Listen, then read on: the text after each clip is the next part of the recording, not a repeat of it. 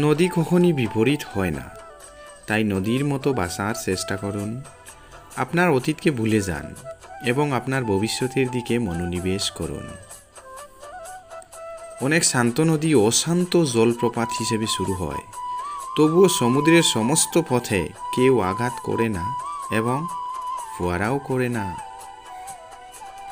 নদী কখনোই তার নিজের জল পান করে না, গাছ কখনোই তার নিজের ফল খায় না।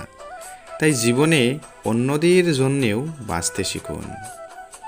সময় নদীর জলের মতো দূরে চলেছে। তুমি কোনো নদীতে পুড়ে ডুবে যাও না, তবে ওতে নিমজ্জিত হয়ে থাকলে ডুবে যাও। নদীর মতো ভালোবাসা যখনই কোনো বাধা পূরণ করে, তখন নতুন পথ কেটে নেয়।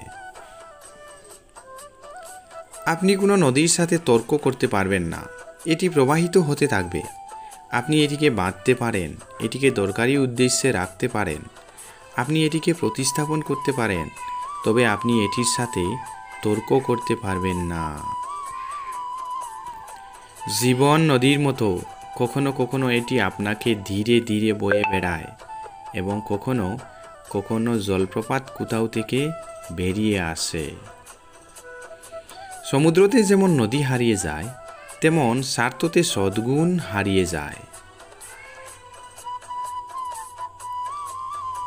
একটি নদী তার শক্তির জন্য নয়, বরং অধ্যবসায়ের কারণে পাথরের মধ্য দিয়ে কাটায়।